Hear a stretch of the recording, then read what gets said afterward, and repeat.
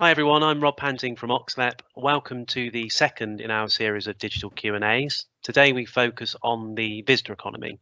And without further ado, I hand you over to Howard Bentham. Thanks, Rob. Hello and welcome. I am Howard Bentham, and this, as Rob says, is our second in a new series of digital Q&As from the Oxfordshire Local Enterprise Partnership. We are living in unprecedented times. The whole planet is learning to cope with the devastating effects of the global COVID-19 pandemic. In the UK, the resulting lockdown and the advent of social distancing has put a huge strain not only on our health service, but also the wider economy, our lives and livelihoods. At OxLEP, during this turbulent period, our aim is to provide a platform where Oxfordshire businesses can ask questions and get some expert opinion from members of our invited panels. We'll cover many areas for discussion over the coming weeks with our digital Q&As, and we're very much open to suggestions from you as to where to focus our content. Do feel free to contact us directly. You'll find details on the OxLEP website, as well as our social media channels, and we look forward to hearing from you. For this, our second Q&A, we're going to concentrate on how Oxfordshire's visitor economy can recover from the coronavirus pandemic. How are we coping as a county? What measures are needed to encourage people to spend once again post-pandemic and boost visitor numbers? And with the visitor economy worth around 10% of gross value added in Oxfordshire, what can we collectively do to help the sector recover? Now, this session is pre-recorded. You won't be able to interact live today. However, our aim in the coming weeks is for you to be able to put your questions directly to our experts. We want local businesses to look on our Q&As as a valuable resource of information. OxLEP very much wants to support you during this incredibly difficult period. There are a number of really useful links and information sheets on all matters dealing with the COVID-19 pandemic, and they're on the OxLEP website. Do take time to follow up information mentioned in this broadcast at oxfordshirelep.com. So let me introduce our panel today. We're delighted to have with us to discuss Oxfordshire's visitor economy, Hayley Beer-Gamage. Hayley is Chief Executive of Experience Oxfordshire, an organisation that brims with enthusiasm, encouraging visitors to the county from far and wide. Hayley has been at the helm of Experience Oxfordshire since April 2015 and has held a number of tourism management promotion roles across the county for both Cherwell and West Oxfordshire district councils. She has an honours degree in international tourism management, a CIM postgraduate qualification in marketing, as well as being the former chair of the Tourism Society, for which she is now an honorary fellow. She's a member of OxLEP's Culture and Visitor Economy subgroup, and I'm sure will be as keen as anyone to change the front page of our organisation's website, which, with the backdrop of lockdown, currently says, "Enjoy Oxfordshire, but not right now." Tagore Ramoutar. Tagore is Managing Director and co-founder of Toad, the unique grain-to-glass Oxford Artisan Distillery, which holds the #1 spot on the TripAdvisor list of things to do in Oxford. He's an expert specialising in launching businesses, new projects and products. In addition, Tagore is the author of a range of children's books encouraging outdoor exploration. Last year, Tagore was honoured to win the Institute of Directors London and South Director of the Year Award for Startups. And Hedley Swain.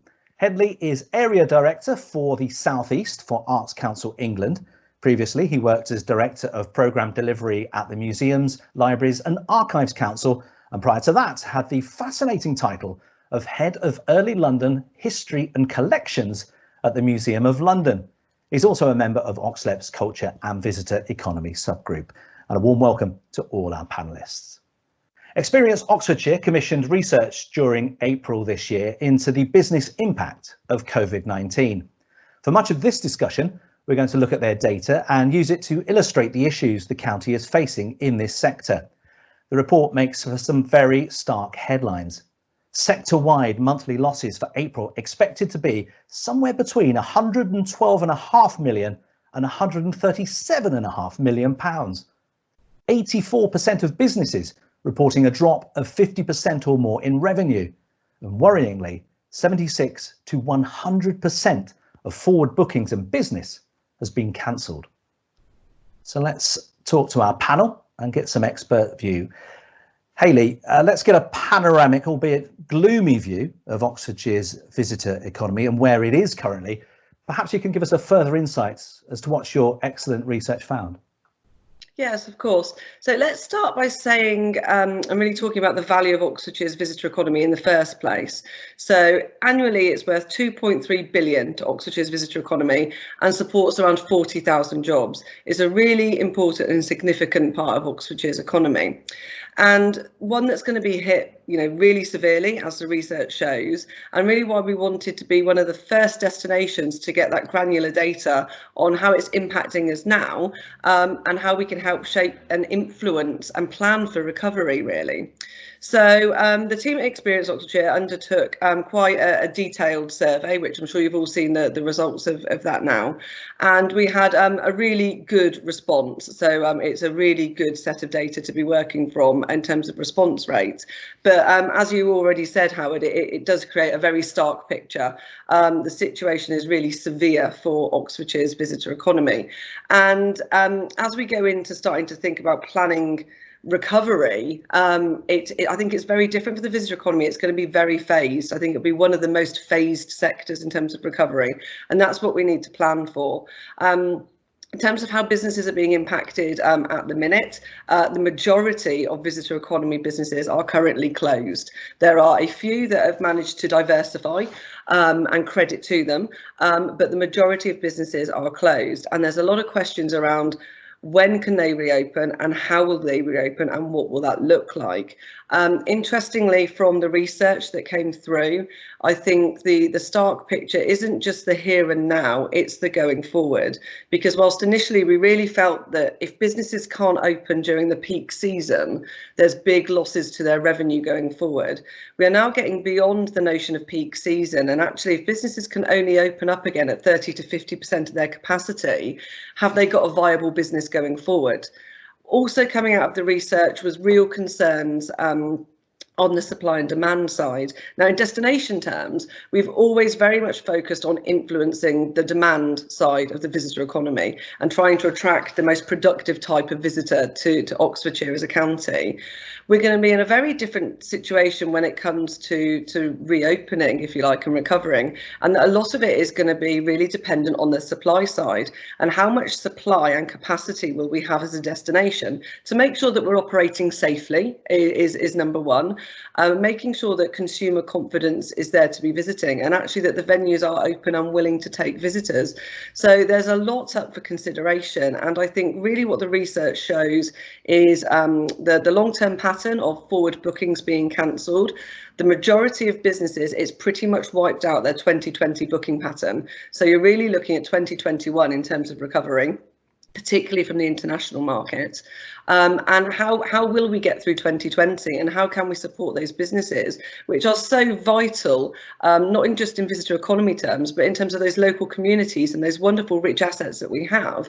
How can we continue to support those going forward and make sure that we've got a visitor economy that continues to thrive? So that's a starter for 10 for you, and I'm sure we'll discuss that more as we go through. Very much so. Tagore, what's the current situation on the ground at Toad? Have you furloughed staff there? Yes, so when 17th of March we started basically a shutdown, so since then we furloughed 11 of our team.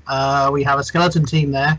We decided to do three things. One was continue to invest in our future. So our future is very much whiskey, so we're laying down whiskey casks still so that we don't lose out on the months that we're closed.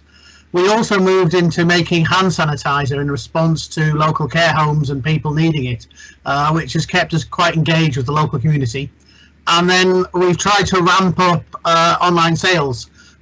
Previously, our online sales were very, very much connected with ticket sales and very less about bottle sales. They were taken on people on tours, they'd buy bottles and our trade. When the close down came, we lost all of our hotel, restaurant and pub business and 100% of our tour business, which was our biggest way of interacting with people. And we'd planned a doubling of that this year. But we've ramped up our engagement online a lot with local people. And so we've had a 186% increase on online sales. And we changed from tour sales to bottle sales. And now we're planning on how do we re-engage with the people who are coming on tours and locals for when the lockdown phases open up, and how do we do that in a different way? So it's been 6 weeks of hard replanning, reworking, changing our business model, and looking at how we can last for 6, 7, 8 months that this thing will go on for and impact the main bits of our business. Very fleet of foot by the sounds of it, Tagore. Hedley, paint the picture from the arts world perspective. Theatres, museums, galleries and the like, they're obviously having the toughest of times. What coping strategies are you hearing about from these organisations? Thank you, Howard. And I mean, you've already heard a very bleak picture from Hayley, and it is indeed an incredibly difficult period for arts and culture, which is, of course, completely built around social interaction and visitors and people being close to each other, and has developed into a very mixed model where, ironically, many organisations had become incredibly good at generating income, not relying on public money, generating their own income from cafes and bars and ticket sales and sponsorship, and all of that has just literally disappeared overnight. So at Arts Council, we very quickly redesigned all of our programmes. We've managed to come up with £160 million worth of rescue packages specifically to help individuals and organisations through the next 6 months, through this kind of shock period when, as Hayley said, literally everything disappeared. But what we now are thinking about is the period beyond that and how we begin to plan for the future. And Hayley's already mentioned that as being a great challenge. And the first thing you realise is there is no one size fits all. Every organisation is different. It depends on the size of venue, their business model, their location. It may be, for example, an organisation that is used to public funding in the centre of Oxford will fare better than an organisation that is very commercially minded and is out in the country. Large venues as opposed to small venues.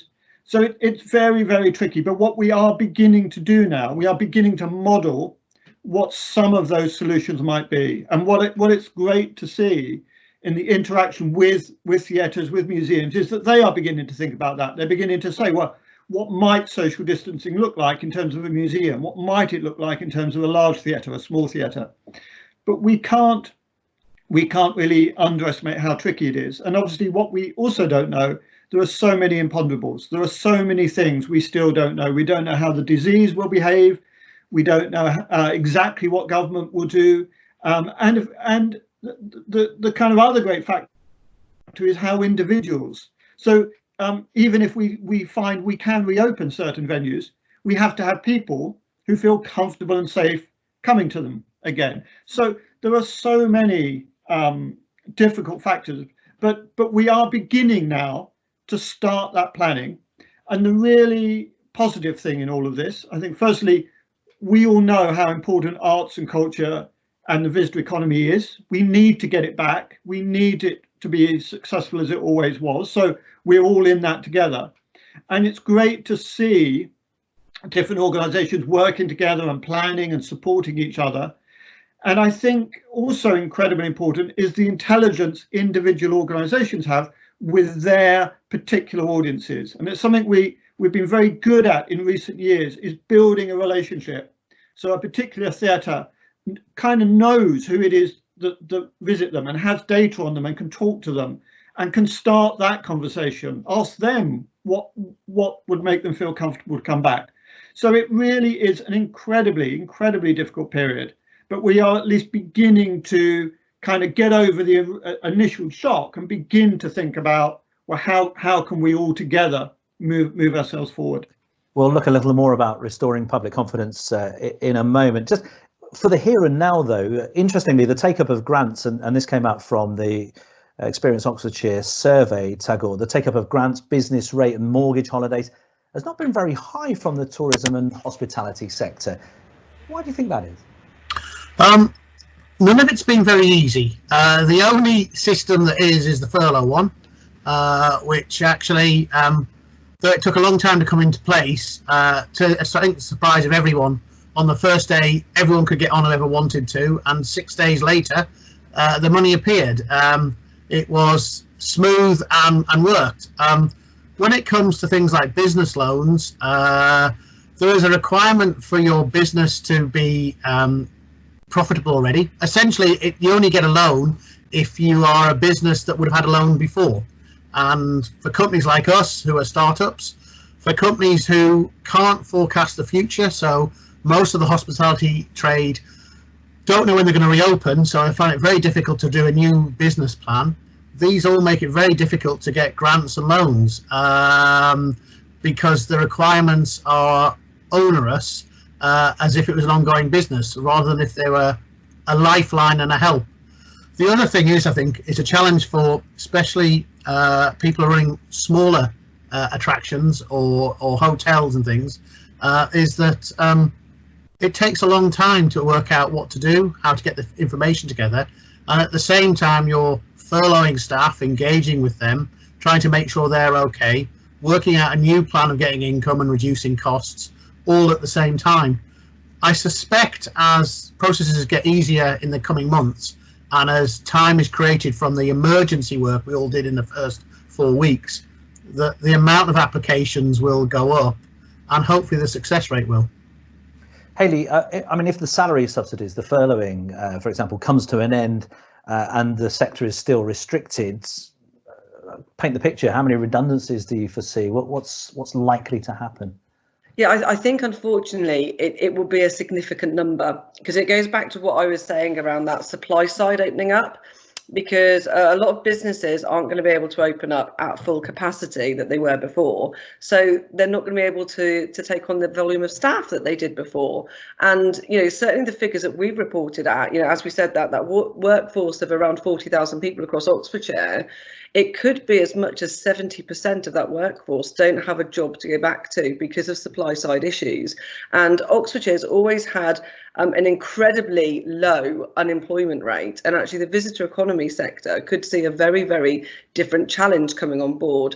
There has been talk around flexible furlough and whether the government could look at supporting something like that, so whereby the percentage of furlough monies could be reduced as the workforce is phased back into coming into position. But obviously there's a real affordability issue there from a government point of view as well. So I think we've got several things there in terms of, you know, all these jobs are there, a lot of them are seasonal, and can they be supported not just throughout the summer months but the summer months beyond and into 2021. And if I may just come back to your question that you put to Tagore on some of the other support that was there, I think there has been a confusion over whether businesses have been eligible or not. Actually, I would commend the new online 5-question portal that came out through government a couple of weeks ago. That makes it much easier to assess whether you're eligible for support and what that is. And it's a shame we didn't have that earlier, but that has been a much more useful tool. And I think other than that, it's businesses don't want to take out a loan, even if they are eligible, unless they're confident that they're going to recoup those monies back next year. So unless they're going to make double the revenue next year, they're not going to want to borrow money this year that they basically can't afford to pay back. And the other part of it is there are some businesses which have fallen through the gaps in the system. So if you are a riverboat operator, for example, you don't pay business rates in the same way, that's not eligible. And obviously up until the new discretionary fund was announced last Friday, B&Bs were also falling through the gap as well. That, on top of the fact that you only get rate relief if your rateable value is under 51k, is also quite prohibitive to the sector. So I think there's a range of things there which have made it harder for a big majority of visitor economy businesses to apply for, bearing in mind that most of visitor economy are SMEs. So again, I think, as you say, there are going to be ongoing challenges throughout the rest of the year for those businesses to be able to operate, survive, and also thrive again in the future. Let's talk about restoring public confidence, because from what we understand, by this weekend we'll start to know how we're going to be coming out of lockdown. So restoring public confidence is key. Hedley, I mean, how will we know it's safe to go out, and what will the first steps be here? Because people, I think, will be tentative. It's not going to be a massive everybody coming out party, is it? No, absolutely not. And I think, as I said earlier, firstly, the recognition that almost every organisation will be unique. No one will be quite the same, and within a particular sector there will be big differences between, as I said, you know, a small theatre and a large theatre. I think the rays of hope are firstly this very good relationship we often do have with our audiences now, and the incredible ability to communicate with them through the way we're doing this, through digital means. Heaven knows how we would have done this, how we would have survived 20 years ago without this sort of technology. So we can talk to and understand and get intelligence from our audiences. And I have a great faith in the cultural sector for being imaginative and thinking imaginatively. And indeed, that is exactly what we have done in the last 20 years. You know, a lot of the theatre I have seen in the last 5 years hasn't been in a traditional theatre. It's been in outdoor spaces. It's been in special sorts of spaces. So I have every confidence that the cultural sector will come up with new ways to communicate and engage. I've got every confidence that they will be good at talking to their audiences. But we do need space, we do need time. And it comes back to, again, some of the points Hayley was making and the point you were making about furlough. We have to acknowledge that our sector in particular will take longer time.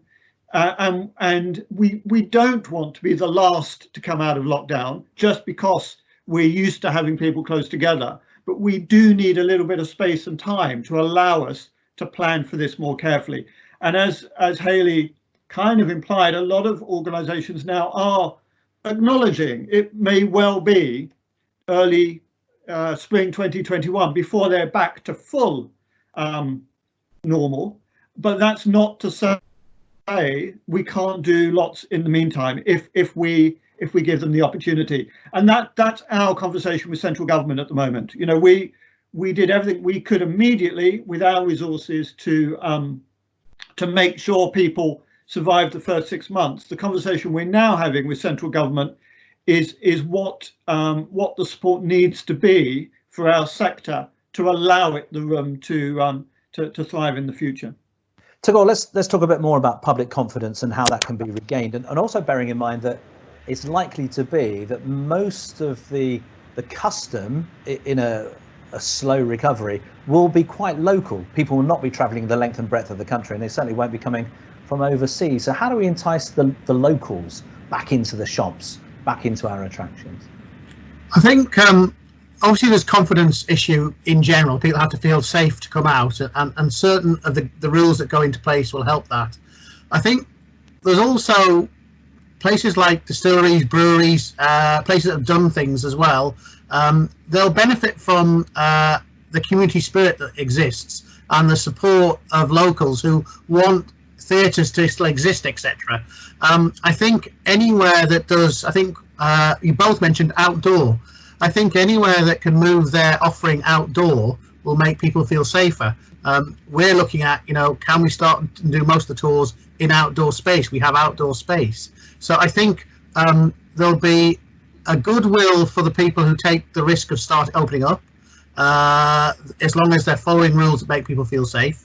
There'll be a community spirit where people will support the people who are trying, but they'll want to, when they're there, see a difference. So I do think we used to have 20 people on tour. We're saying, can we make it work for 6 people? They may have to pay a bit more, or they may be, no longer will we have 20 strangers in a tour. It could be 6 family members who already feel safe. So you are creating a safe circle. And I think this is the thought process that will be going into people who have offerings that are theatre-based, tour-based, etc. And maybe even it'll go into small B&Bs, etc., where people are doing things in family groups, a wish to get away from their home for a break, having been in there for 6 weeks to 2 months to 6 months. But it'll be smaller scale, more intimate but distant, and I think a lot more outdoor. You talk, Hayley, in the report about a phased recovery. Is Tagore's and Hedley's points there very much what you're thinking about? And if you can bring into the answer as well, when we might likely see international visitors again, and how key they are. Yeah, absolutely. I mean, I think absolutely Tagore and Hedley are spot on and mirroring the thinking that we're all having right now. I mean, it's phased recovery will again depend very much on size and scale of venue that you're talking about at any given time. But absolutely, number one will be local. And your local market. And actually there is an opportunity there for Oxfordshire to really nurture that local market, really engage with them and make them see how fortunate we are to have such a value and vibrant visitor economy in Oxfordshire, because possibly prior to this, you know, there were often sometimes, you know, visitor tensions, and maybe this is a way to look at, you know, managing things better going forward and really having that local community relationship with the visitor economy in a much better way. But absolutely, number one is going to be local. Number two is going to be domestic. This will very much be a domestic year in travel terms, the rest of 2020. You might have some very small green shoots, I would say, on the international market, predominantly at the high end of the market. Otherwise, I do think that we are looking at 2021 for the international travel trade to really be returning again. Now, for somewhere like Oxfordshire, actually 10% of our visitors are international, which doesn't sound like an awful lot, but that 10% is worth 40% of that 2.3 billion that's spent annually within Oxfordshire's economy. So it is the international market which spend a significant amount. And that's obviously what we're again, a lot of the work that we are doing is making sure that we are still nurturing, we're still having warm dialogue with all of those operators who are really keen to come back next year. There is absolutely support for coming back to Oxford and Oxfordshire as a destination, but obviously it's a confidence thing. It's around travelling safe, you know, travelling tomorrow and what that looks like. So I think it will be phased, and it's just how we can best support all of the businesses at this current time. So at the minute, Experience Oxfordshire have got a campaign which is #DreamOxfordshire. And that's around supporting your local businesses. It's around buying vouchers that you can use in the future. It's around using those local businesses that have diversified in terms of delivery services. And if you are a consumer that's booked in the future, let's reschedule and don't cancel. So it's how we can support all those local businesses right now. Tagore, many people's personal budgets, and you touched on this in a previous answer, will have taken an absolute hammering over the lockdown period. How should the sector maybe adjust their offering in terms of pricing? You've talked about people might have to pay a little bit more, but obviously budgets are going to be less. I think society is polarising. It's between the people who are lucky enough to be supported by furloughs and still working, versus those people who, when we open up, will actually lose the furlough and not be re-employed. And I think it's a sad fact that might last for quite some time. I think there will be a change in where people spend. So Hayley touched on it. I don't think anyone's going away on holiday outside the UK in the next 12 months. So that spend will come back into the local communities. I think it will come not just UK, but actually quite local. And that's the bit that we can work with. We can provide things that are interesting, that will fill people's holidays, because people are still accruing holidays in this period and they want things to do. So I think experiences like ours and other people's will become everyday treats. A lot of craft and artisan makers anyway are in their very essence everyday treats. They're not a requirement, but they're an enjoyment. And I think visitor attractions, local people who can maybe do food outdoors, etc., will fall into that category. So there will be less total disposable spend, but there'll be a willingness to support people who are local to make sure that they stay there in the future. And there's a bit of that that spirit, that I suppose it's that blitz spirit, where we're all in it together. And if you want people to be employed, you'll actually have to spend a bit of money locally rather than somewhere else. Hedley, let's expand on something you've touched on already about trying to make theatres, cinemas, concert halls safe spaces. I mean, if you look at it logically, we were if you like, the first to close down in this sector, the entertainment sector, and it's very much a chance it could be the last to open up.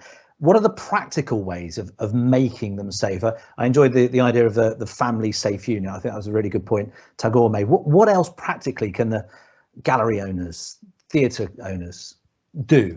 I think all of those seated venues, we can't underestimate how tricky it is. You know, I heard from a theatre very recently who'd done the exercise of working out how they could open using current social distancing, and of course it breaks down the minute. You think, well, you can say, well, you can have everyone every third or fourth seat, but then you still have to remember you have to go past people to get down the aisles, and so it's fiendishly difficult. And therefore I think the thing about normalizing the situation, the thing about people feeling confident, knowing they're going somewhere that has done all it can to be very clean.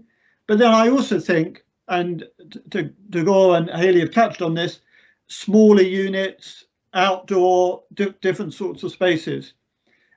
And again, the thing that heartens me is knowing how our sector has been very good at this in the past. That's the whole point of being creative. I'd also pick up on, I think, a point Tagore made. It's tangential, but when venues closed and realized they had a lot of pre-sold tickets, it was amazing how many people said, no, I don't want my money back, take that as a donation. We were blown away by that, and that told us something about the loyalty and about how people do want to support arts and culture. They want it to come back, they want it to be part of their lives. So it's not as if we're not pushing at an open door, but we would be foolish not to underestimate how tricky it will be.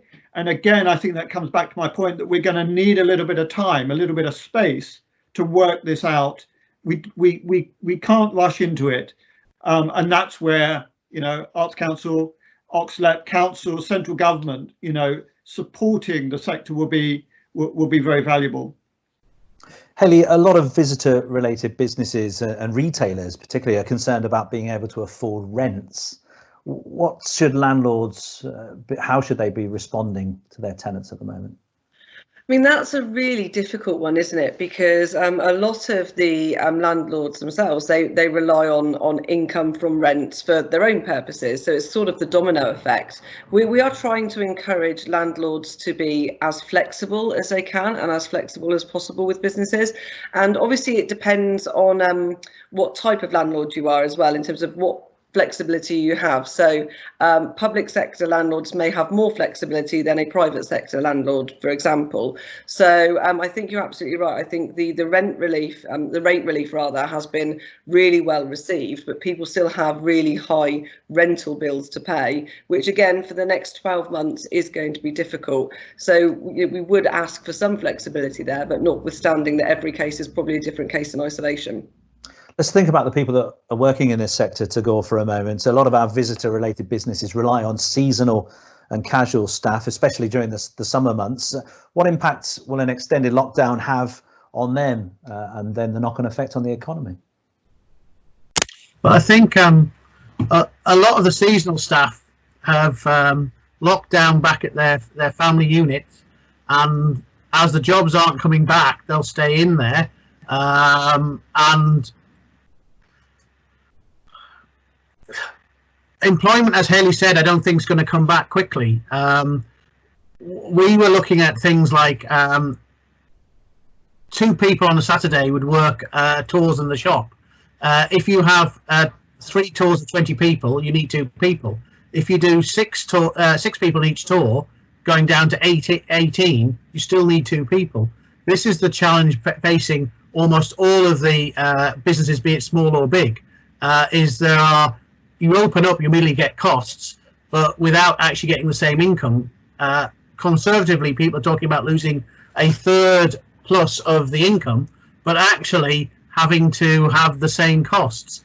I think that challenge will mean that some places just don't open as quick, and therefore seasonal jobs won't flow back in anywhere near the same speed as they close down, even when notionally people can open up, because of those steps that will come in your costs versus your income. And those steps are what will make some companies succeed, and some people will actually fail or struggle because they don't actually manage those steps. Very, very real examples, absolutely. And Hayley, just picking up on that, currently around 3/4 of tourism-related businesses have furloughed staff, as your research showed. I mean, with them not able to work, and you think about some of our local attractions, they might only have one person in the marketing department or one person doing this. So if they're furloughed, it's really hard to prepare for the future. Absolutely, and I think that's been one of the biggest challenges of the furlough scheme, which absolutely had to have some fair and equitable parameters built into it in order that people could use it. But it has had an impact that's twofold. So a lot of the businesses that we are talking to, and we alone have over 200 partners, trying to get that dialogue going when a majority of staff have been furloughed has been quite difficult, particularly within smaller organisations. And also going forward in terms of how that will look, it's how can they bring the staff back in terms of not knowing when the furlough is going to end, and how can you plan for that when you've got people that are off? And I think, unfortunately, and I will speak for my own organisation, and I'm sure on behalf of many others when I say this, there are a lot of people that have been really willing to help out while on furlough, but we've had to be really clear and say you can't, because we don't want to prohibit them potentially getting their furlough payment, and because that just wouldn't be fair. But actually there could be a bit more flex within the furlough scheme. Conversely, and actually something perhaps for others to look at, is there are some great schemes out there where furloughed staff are actually offering volunteer services, and certainly if you talk to organisations like Team Oxford at the minute, they are doing a really good matchmaking service around businesses that need help and people that are willing to help because they are on furlough, and connecting people together. And it's a great way of getting some voluntary support at a time when perhaps we all have less resource. So I think there are people out there absolutely willing to help. Hedley, the arts in particular has a high proportion of freelancers, many of whom, for various reasons, PAYE contracts or being sole directors of limited companies, have not qualified for government help. What support are they getting, or how are they surviving? What stories are you hearing?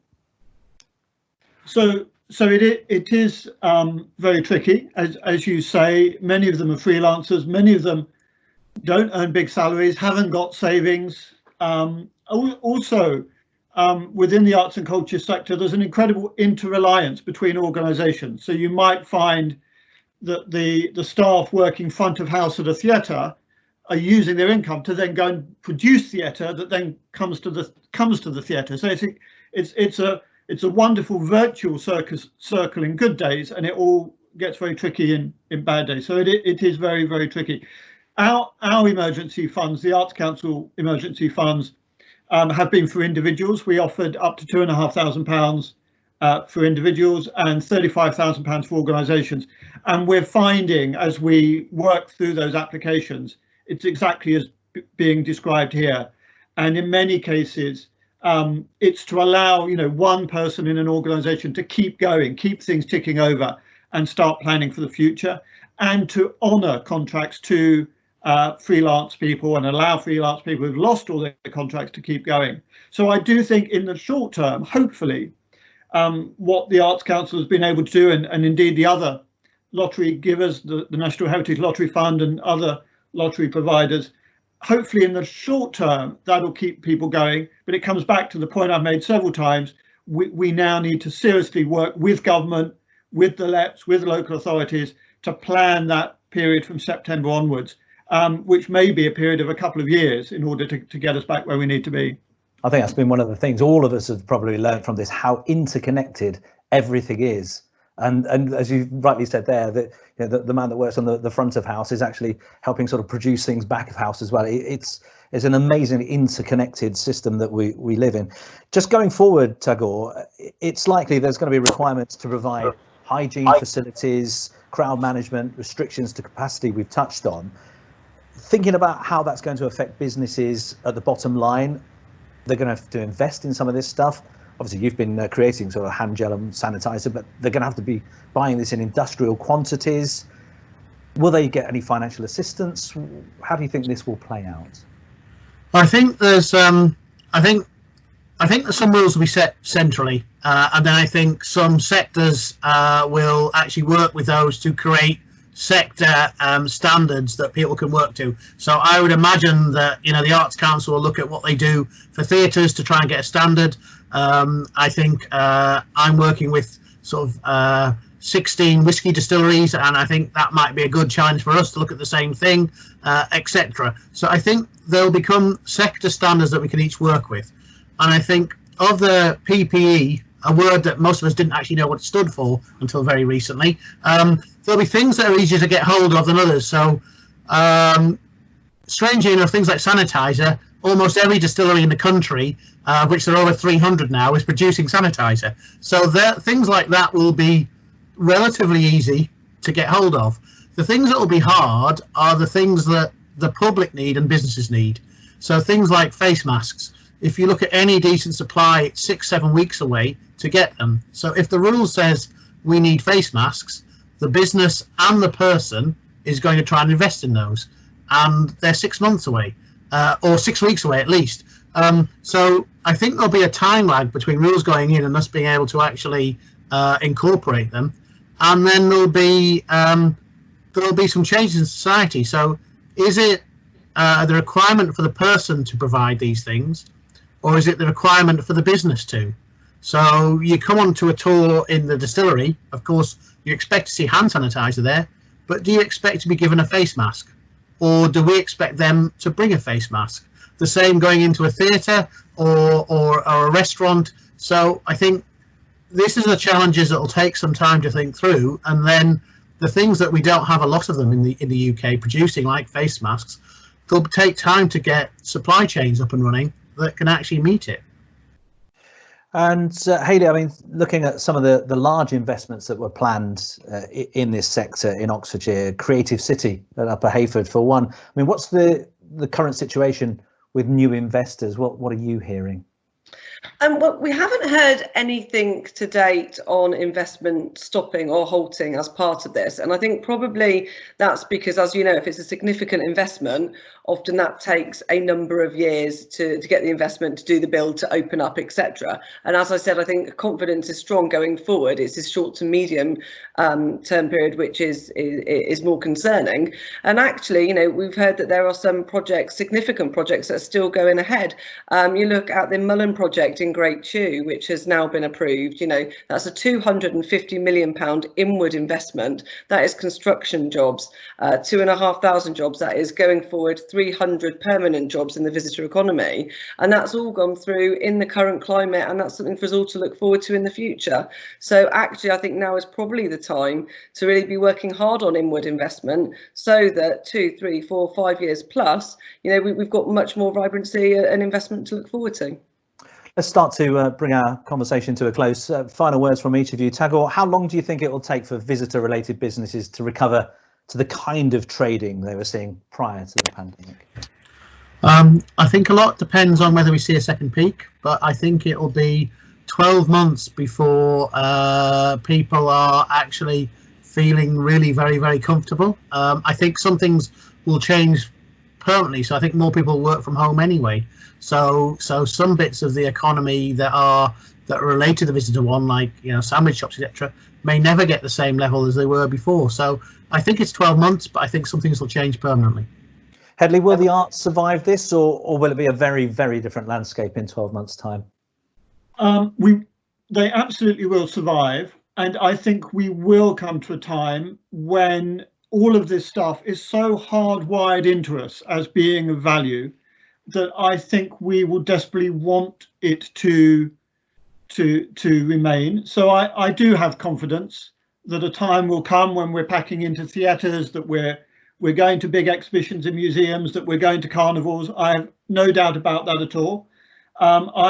Like Tagore, I think probably we have to be realistic, that we're now talking more like a year, but that's not to say great stuff couldn't still be beginning this summer and building up and changing. Definitely. And inevitably, when we look back, there will be some things that will never be quite the same. But I do have confidence that this is such an important part of our lives. And in Oxfordshire, we have such wonderful music, theatres, museums, visitor attractions. I have no doubt it will not go away, but we absolutely have to pull together and accept that it's going to take a bit of a slog. And Hayley, final word to you. How do you see things this time next year? How many survivors, how many flourishing, and why? Well, I'd like to hope that this time next year we are very much in recovery. We are seeing those green shoots come through, that businesses are starting to thrive again. I think the reality is it's going to be slow up until that point, but that kind of gives us all the opportunity to reset what we do and how we do things. And I genuinely like to think that this time next year we are in recovery mode, and the visitor economy, all aspects of the visitor economy, whether that is attractions, hotels, theatres, arts, retail, that it's all starting to see a much more positive recovery this time next year. And again, albeit it might take us a few years to get up to the levels that we are now, but Oxfordshire has fantastic product, it has fantastic people, and it has fantastic businesses. And I think through organisations working together, we will make sure that we get through this, and once again, hopefully we can all thrive and survive this pandemic. Well, that's it for this OxLEP Digital Q&A. Thanks once again to our brilliant panel, Hayley Beer-Gamage, Tagore Ramoutar and Hedley Swain. As I mentioned at the outset, we really want to hear from you about topics to discuss in coming weeks and put questions on your behalf to our invited panellists. Please get in touch via our social media channels. And don't forget, there's a fabulous resource on the OxLEP website with all matters discussed today, including the Experience Oxfordshire Business Impact Report. Just get on to oxfordshirelep.com and find out more. Our next OxLEP Digital Q&A will be on the topic of skills. Follow us on social media for details and to post a question for the debate. But for now, from me, Howard Bentham, thanks for watching and stay safe.